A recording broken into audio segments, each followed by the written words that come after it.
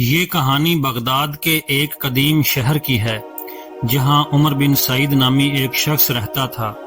عمر کے والد سعید بن حسن ایک دیانتدار تاجر تھے۔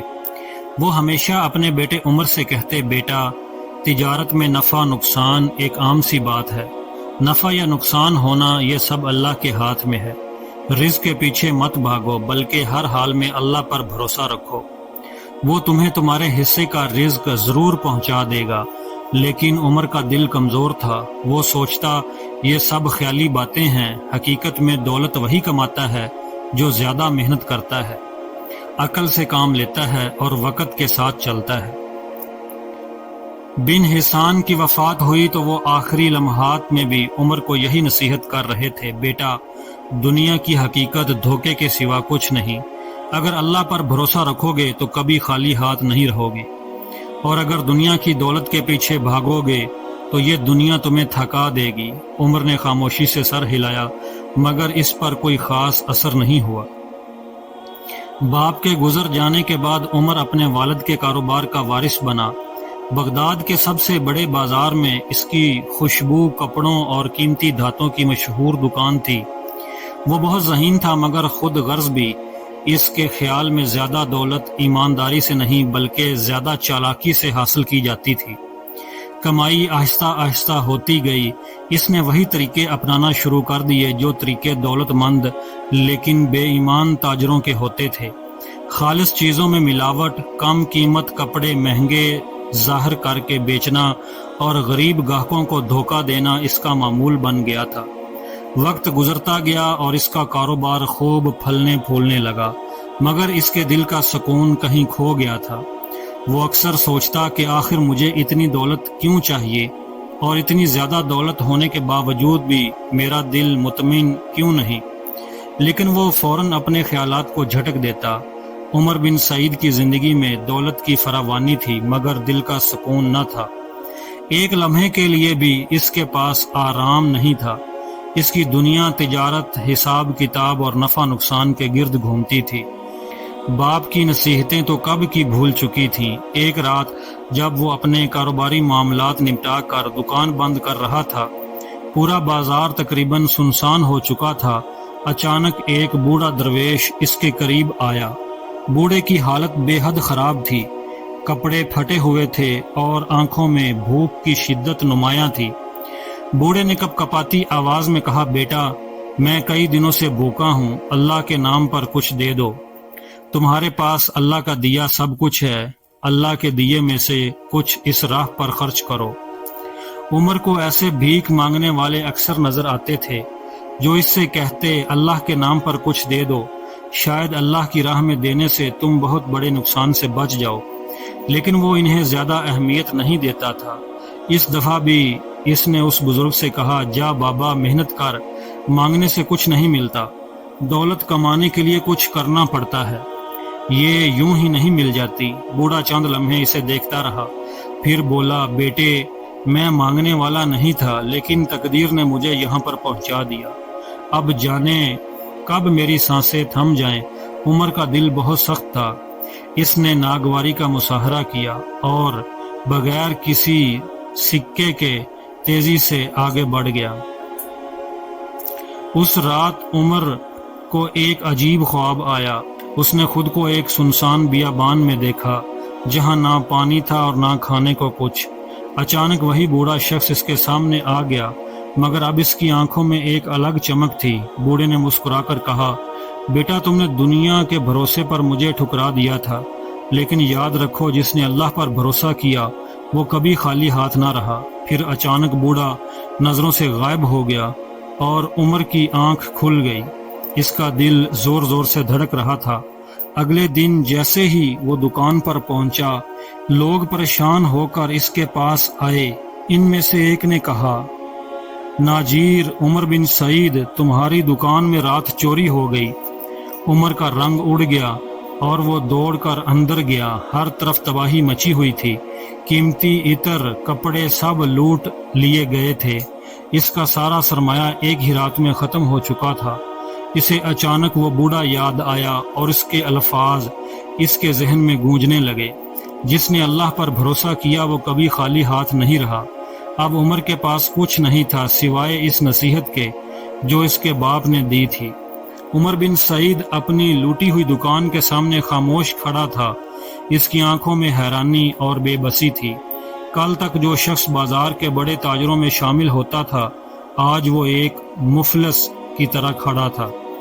عمر نے ادھر ادھر نظر دوڑائی، شاید کوئی اسے تسلی دے یا اس کے نقصان کا بدلہ دلانے میں مدد کرے، مگر ہر کوئی اپنے کام میں مگن تھا۔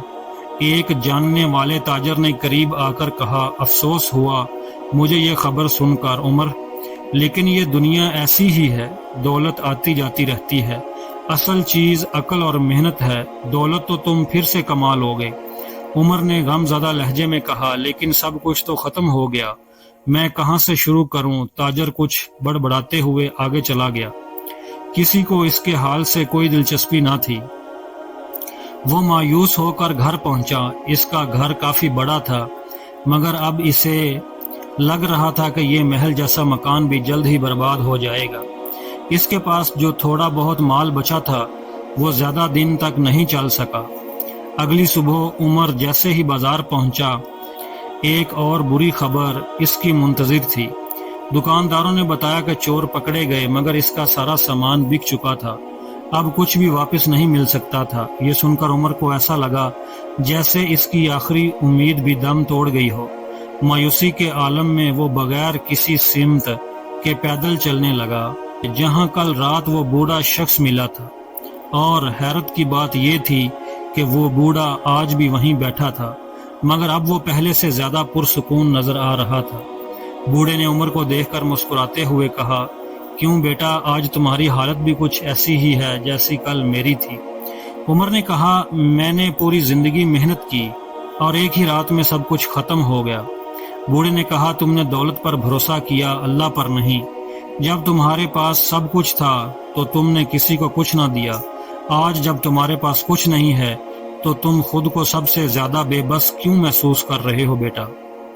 اگر تم واقعی ہی کچھ سیکھنا چاہتے ہو تو مجھے شہر کے باہر پرانی مسجد کے پاس آ کر ملنا۔ عمر نے بدصورت منہ بنایا اور وہاں سے چلا گیا۔ رات بھر وہ بے چین رہا اور آخر کار اگلی صبح اس نے فیصلہ کر لیا کہ وہ بوڑھے سے ایک بار ضرور ملے گا۔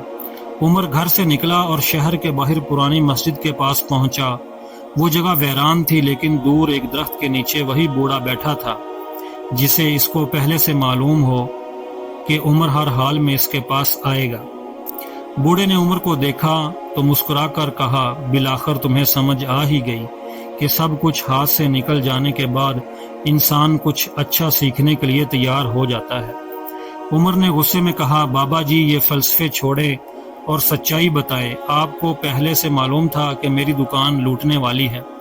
بوڑھے نے کہا، تمہیں یاد ہے تمہارے والد ہمیشہ کہتے تھے عمر اللہ پر بھروسہ کرو، کیا تم نے کبھی سوچا کہ وہ اتنے کامیاب کیوں تھے؟ عمر نے حیرت سے کہا، ہاں میرے والد ایک ایماندار تاجر تھے، مگر اس بات کا میرے نقصان سے کیا تعلق؟ بوڑھے نے آہستہ سے کہا، تمہارے والد کی کامیابی ایک وجہ یہ تھی کہ وہ اپنی کمائی سے خفیہ طور پر غریبوں کی مدد کیا کرتے تھے۔ وہ جانتے تھے کہ اللہ کی دی ہوئی روزی میں دوسرے لوگوں کا بھی حصہ ہوتا ہے، اور یہ بھی جان لو کہ تمہاری آزمائش بس اسی لیے آئی ہے تاکہ تمہیں بھٹکتے ہوئے راستے سے واپس لایا جا سکے۔ اگر تمہیں دوبارہ کامیابی چاہیے تو ایک وعدہ کرو کہ جو کچھ اللہ تمہیں دے گا اس میں سے کچھ حصہ مستحق لوگوں کے لیے نکالو گے، اور سب سے بڑا یہ کہ اللہ پر بھروسہ رکھو، اپنی چالاکی پر نہیں۔ اللہ اپنے بندے کو کبھی خالی ہاتھ نہیں چھوڑتا، بس تمہیں یقین اور صبر رکھنا ہوگا۔ اور ہاں، تمہیں ایک موقع دیا جا رہا ہے، اگر تم چاہو تو تمہیں ایک ایسا راز بتا سکتا ہوں جو تمہاری تقدیر بدل دے گا۔ عمر حیرانی سے بولا، کیسا راز؟ بوڑھے نے آہستہ سے کہا، یہ تو تمہیں خود تلاش کرنا ہوگا۔ عمر کچھ دیر سوچتا رہا، پھر جھنجھلا کر بولا، کیا تم میرا مذاق بنا رہے ہو؟ اگر تمہارے پاس واقعی کوئی راز ہے تو صاف صاف بتاؤ۔ بوڑھے نے مسکرا کر کہا، بیٹا، دنیا کے گہرے راز ہمیشہ صحیح طریقے سے نہیں بتائے جاتے، انہیں تلاش کرنا پڑتا ہے، اور تلاش تبھی کامیاب ہوتی ہے جب نیت درست ہو۔ لیکن میں تمہیں ایک اشارہ دے سکتا ہوں اگر تم اپنی تقدیر بدلنا چاہتے ہو تو بغداد کے سب سے پرانے سرائے میں جاؤ، وہاں تمہیں ایک شخص ملے گا جو تمہاری رہنمائی کرے گا۔ عمر کو یہ بات قبول کرنا بے وقوفی لگ رہی تھی، مگر اس کے پاس کھونے کے لیے کچھ نہیں تھا۔ وہ سیدھا بغداد کے قدیم علاقے کی طرف چل دیا جہاں پرانا سرائے موجود تھا۔ یہ جگہ صدیوں سے مسافروں کا ٹھکانہ رہی تھی۔ وہ اندر داخل ہوا تو وہاں مختلف لوگ بیٹھے نظر آئے۔ عمر نے سوچا کہ یہاں کس سے ملنا ہے۔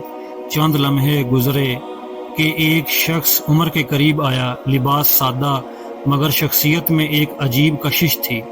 کیا تم عمر بن سعید ہو؟ اس شخص نے پوچھا۔ عمر حیران ہوا، ہاں، مگر تمہیں کیسے معلوم؟ وہ شخص مسکرایا، کچھ باتیں جاننے کے لیے آنکھوں سے زیادہ دل کا یقین ہونا ضروری ہوتا ہے۔ میں جانتا ہوں کہ تم ایک راستہ تلاش کر رہے ہو، لیکن سوال یہ ہے کہ کیا تم واقعی تیار ہو؟ عمر نے گہرائی سے سانس لی۔ اگر میں کہوں کہ ہاں تو کیا تم میری مدد کرو گے؟ اس شخص نے کہا، میں تمہیں ایک راستہ دکھا سکتا ہوں، لیکن سفر تمہیں خود طے کرنا ہوگا۔ تمہاری قسمت ایک خزانے سے جڑی ہوئی ہے، لیکن وہ خزانہ تمہیں تبھی ملے گا جب تم آزمائشوں سے گزرنے کے لیے تیار ہوگے۔ عمر حیرانی سے بولا، کیا واقعی میرے لیے کوئی خزانہ موجود ہے؟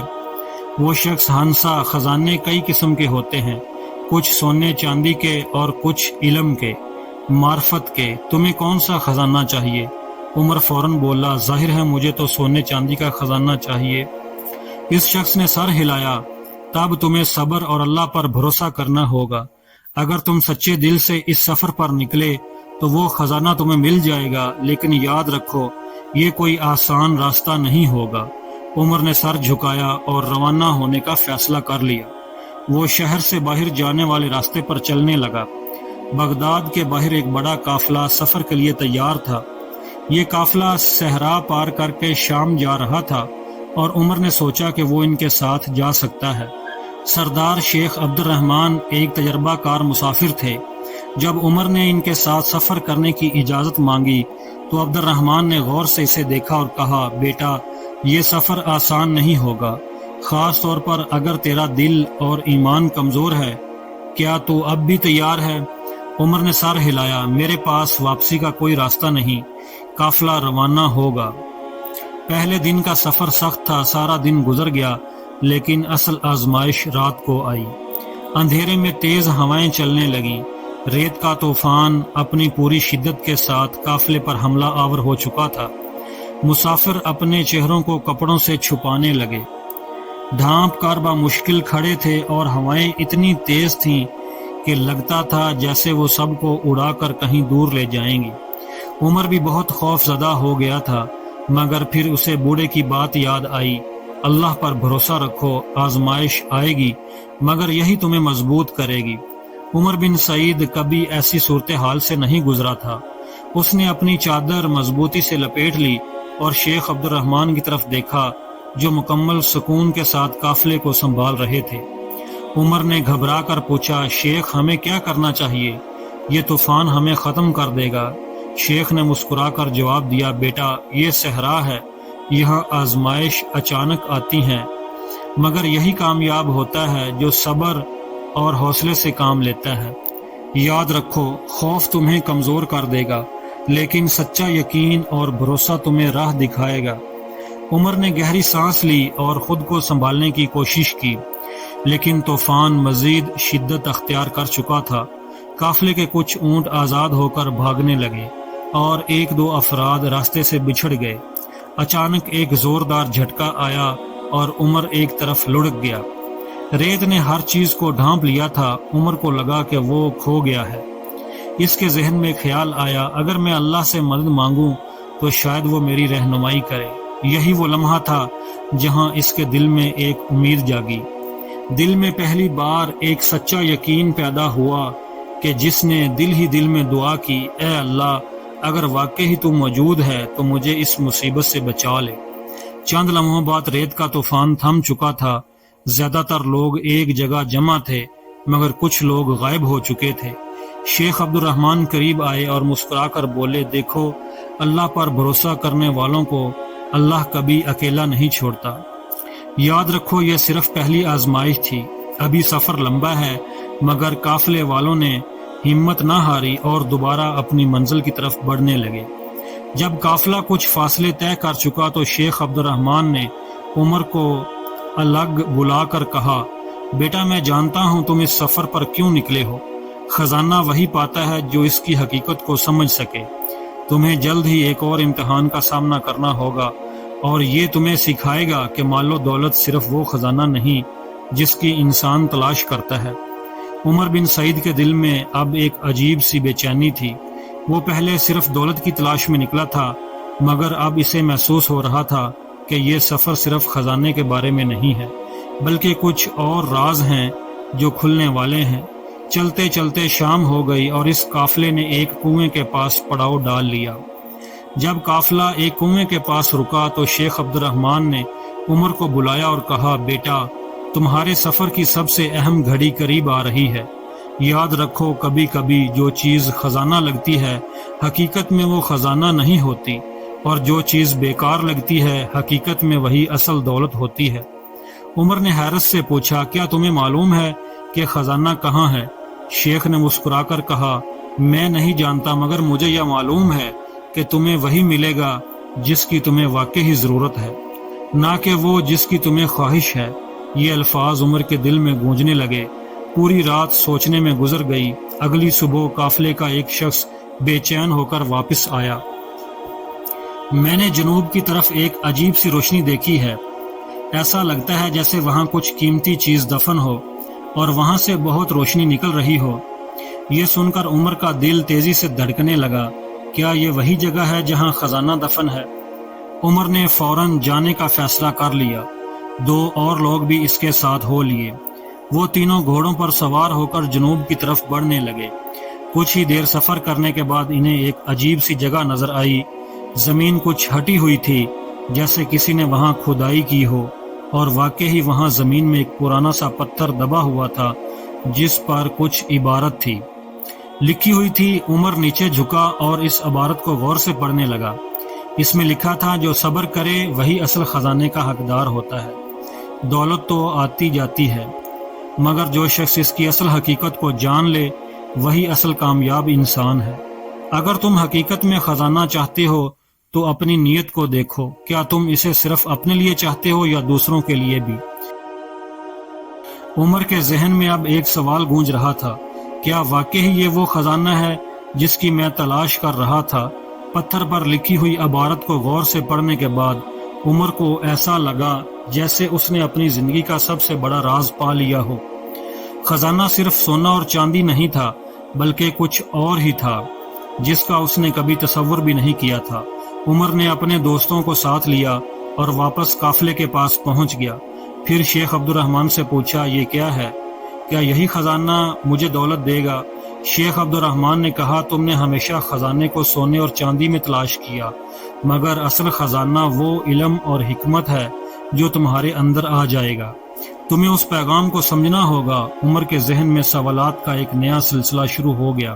اگر خزانہ دولت نہیں ہے تو پھر آخر ہے کیا؟ شیخ نے پھر کہا، دولت ہونے کا اصل مقصد لوگوں کی مدد کرنا ہے۔ جو شخص صرف اپنے لیے دولت جمع کرتا ہے وہ کبھی کامیاب نہیں ہو سکتا، لیکن جو شخص اپنی دولت سے دوسروں کی زندگی بدلتا ہے وہی حقیقی کامیابی حاصل کرتا ہے۔ یہ سن کر عمر کی آنکھوں میں چمک آ گئی۔ وہ اس بات کو سمجھ چکا تھا کہ خزانہ اس کے لیے نہیں تھا جو وہ ہمیشہ چاہتا رہا تھا، بلکہ خزانہ وہ تھا جو وہ دوسروں کے لیے کر سکتا تھا۔ عمر نے فی الفور فیصلہ کر لیا کہ وہ اپنی ساری دولت اور وسائل بغداد واپس جا کر لوگوں کے لیے استعمال کرے گا۔ درمیان میں اس نے اپنی کاروباری مہارت کا استعمال کرتے ہوئے ان لوگوں کی مدد کرنے کا سوچا تو شدید مشکلات کا شکار تھے۔ یہ سنتے ہی شیخ عبد الرحمن نے مسکرا کر کہا، یہی وہ راز ہے جس کا تمہیں پتہ چلنا تھا۔ جو چیز تم نے سب سے بڑی دولت سمجھی تھی وہ صرف وقت تھا، مگر جو دولت تمہارے ہاتھوں سے دوسروں کے فائدے کے لیے استعمال ہوتی ہے وہی حقیقی دولت ہے، اور اسی دولت میں انسان کے دل کو سکون ملتا ہے۔ زندگی نے اب ایک نئی صورت اختیار کر لی ہے۔ اس نے سیکھ لیا کہ اصل خزانہ وہ ہے جو انسان اپنے اندر پیدا کرتا ہے۔ عمر بن سعید نے اپنے تجربات سے سیکھتے ہوئے بغداد واپس آ کر ایک خیرات کا آغاز کیا، جس میں وہ غریبوں کو مالی مدد، تعلیم اور رہائش فراہم کرتا تھا۔ اس کا مقصد صرف دولت جمع کرنا نہیں تھا، بلکہ اس نے فیصلہ کیا تھا کہ وہ اپنی تمام محنت اور وسائل لوگوں کی بھلائی کے لیے استعمال کرے گا۔